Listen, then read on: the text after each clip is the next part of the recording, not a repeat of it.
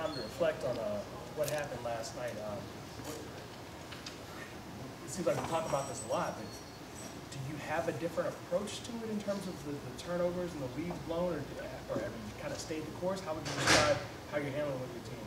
I mean, admitting where we're sick. Nobody, was hiding from the areas that we're sick. Now when you cut to the chase and you say, well, what is the medicine? We feel internally we have answers. And, some of it is on us. Some of it the players have to own it. And I think collectively, we feel that we can fix it. We understand that it is a significant problem. We also understand, on the flip side of it, that we are the second best team in the NBA at creating that lead behind the Houston Rockets. And as we speak, we are 17-6, winning those games. The 6 games that we lose gets a lot of attention, and we understand that. And so finding the balance of how do we get those leads, how are we able to hold on to win 17 of them, and really understanding how do you put yourself in the position and how aren't you able to close those games out, completely points back to we foul a lot and we turn the ball over too much. And, we can say let's just dribble it up the floor, post Joe, and I bet we reduce our turnovers. Or you can say we play with the pace, we play with the speed, we lead the NBA in passes, we're amongst the elite in assists, we like the style of play, but it needs to be filtered, it needs to be tempered. And really all those things, Marshall, end up my answer to, where we're feeling some pain. Right. Is there I know you guys work on it, but is there anything, what do you do specifically to try to get these guys to minimize the turnovers? I mean, they would be able to tell you better than me. Right now, Ben and Joe are amongst the top 2 out of 6. They're in the top 6 in the NBA in turnovers. Mm-hmm. So trying to help them, navigate the traffic. The Cove turnover, or the Dario, or the TJ, they certainly add to it and exacerbate the number that we're looking at lately. But I think that individually they have to own it. I think as a coach, I've got to continue to scold it, demand it, talk about it, show it. We never let it go. It was the first thing on day 2 we talked about, blow-bys and turnovers. And, the question that we ask each other is, why do we think we're going to get better? To Marshall's question, what's the remedy? You're just going to, go blindly into doing the same thing that you've been doing? And in some ways, the style of play is not going to change, so yes is the answer, to continue to show the traffic that we're playing in, to show the difference between an execution turnover, a sloppy turnover, a back step out of bounds, a split step travel. Turnovers come in all flavors. And I think that zooming in on, how and why and which flavor most affects us is the coaching part of it that is on me. Last night it looked like they panicked a little bit. Stuff was getting unraveled and guys were just getting nervous, trying to force things. Do you think that's a lot of it? I don't think it's a lot of it. I do think that it's some of it. And what we talk a lot about is that sort of our backbone, our own sort of blanket is our defense. We're 4th or 5th or 3rd, or I'm sure we're up there high in our defense. We never can forget that. We need to execute better. You do feel the pain last night, say, of a lack of leadership. I miss J.J. Redick. There was a sort of a rudder that I didn't feel that we had as we were losing our lead. But all those things come to my mind, we have to do better. Brett, on a day like today, when you address the turnovers, is it something where you watch game film? Do you replicate things on the court? How do you go over it the next day? We did it 2 ways. We talked about, here are the non-fourth quarter turnovers, and watched them all and talked about it. And I categorized it like I just said to Keith, here are 3 or 4 plays that we executed poorly. Here are 3 or 4 plays where you just scratch your head and I have no idea what you're thinking. I got no idea. here are some traffic plays that really, you got to come to jump stops and make decisions instead of leave your feet like you'd coach, an 8th grader. All those things are sort of bucketed up into two categories. We talk a lot about just the basic parts of our defense, what we call a half-court defense is 20, and just the standard other pieces of transition or middle pick and roll or sideline pick and roll defense. It's effectively a little bit of a clinic with a zoomed-in emphasis on turnovers. And then you cut to the chase. Then you get to the 4th period. And you go to not only the turnovers, but, like a lack of a late switch on Marc Gasol, who hits a big 3, or a miscue in transition defense where Cov and Book not really too sure. Whatever it is, it is. And so it's sort of a smorgasbord of 4th period mistakes that you can just watch a lead evaporate, and we can identify why. And we do it all the time. I do see improvement. We're improving in our fouls. We're not fouling as much. In 2017, we were down the bottom. Now we're 16 or 17. It's marginal, but it matters. There are areas that we struggled a lot in the 17 sort of second time frame down that we were, poor offensively. Now we're starting to get better. But the turnovers is the thing that interests everybody here the most. We understand why, and most of it's fair, and we'll continue to try to help our group not turn it over as much, while still playing a style of play that I want to play. Brett, we've been talking about turnovers and fouling too much since the beginning. Like you said, it was an issue that you addressed right at the beginning.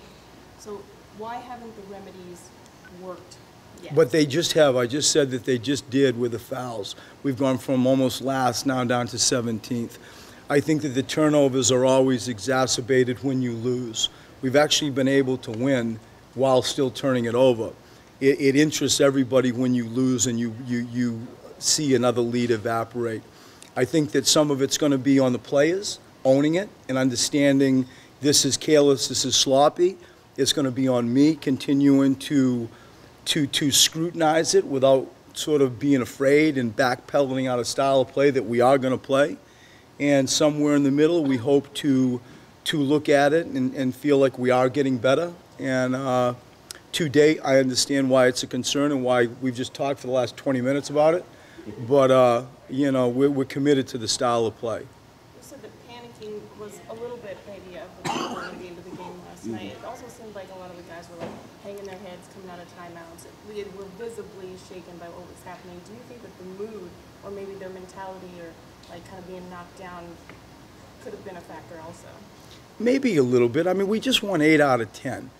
And we're playing good basketball. And they feel what we feel. We don't want to look backwards. We want to hold that 6th spot. We want to move ahead. We don't want to look at the games, like we can with Sacramento, Los Angeles, or Memphis that, sadly equal a great win over Toronto or Boston. It's the same thing. You win or you lose, and it doesn't sort of feel like that it's balanced. But they feel that they are playing well. They want to continue to play well and hold their spot.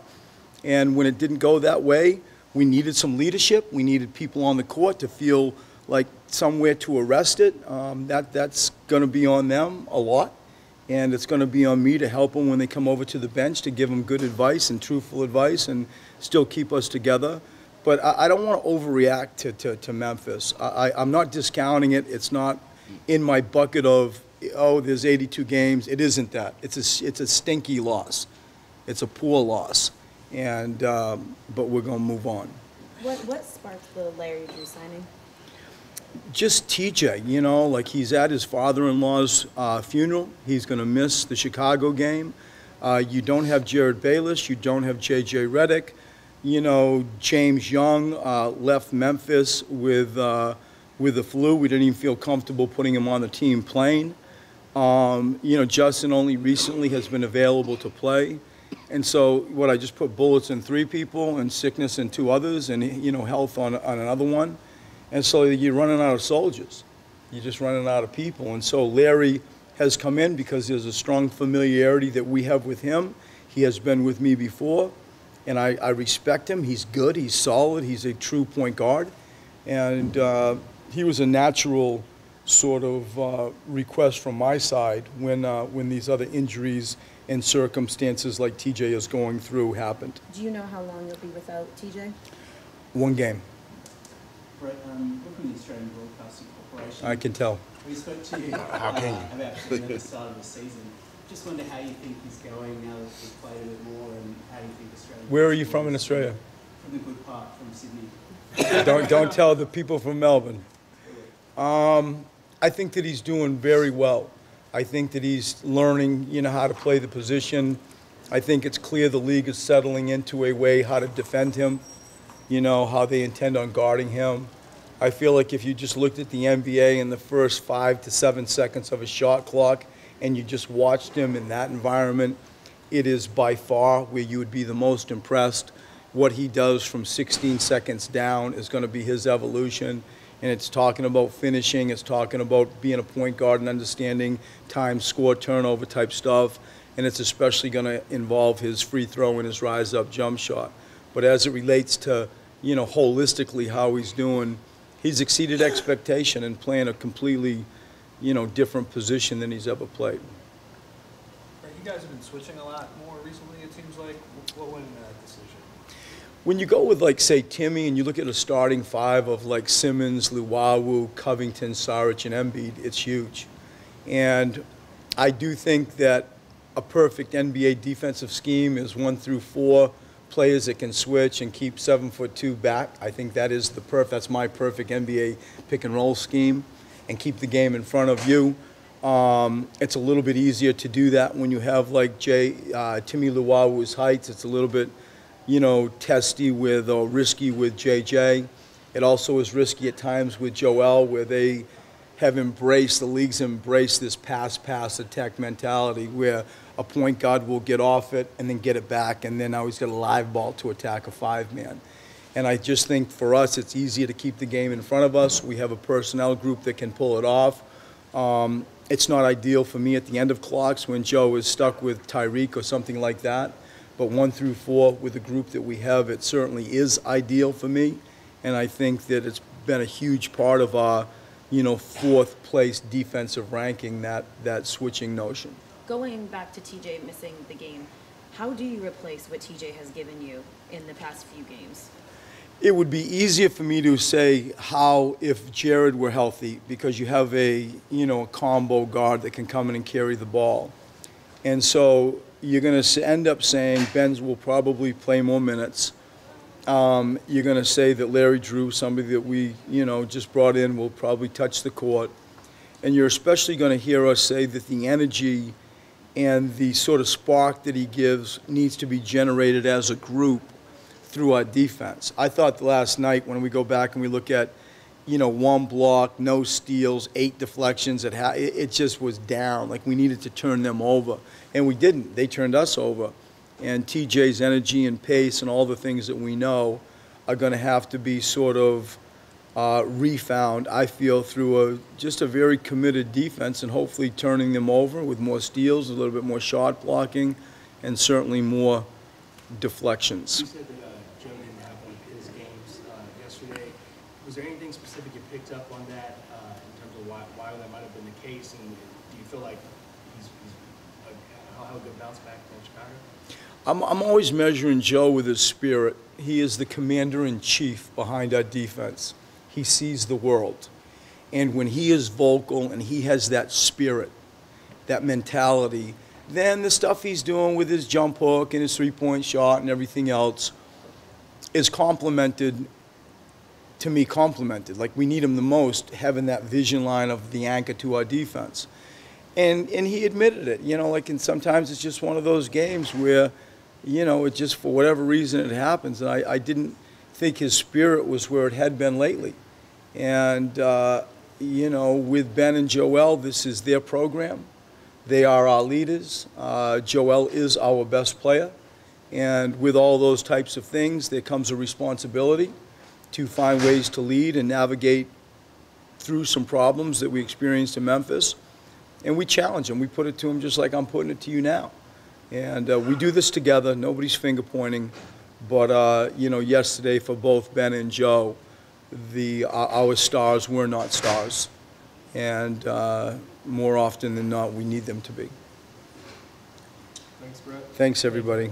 Thank you.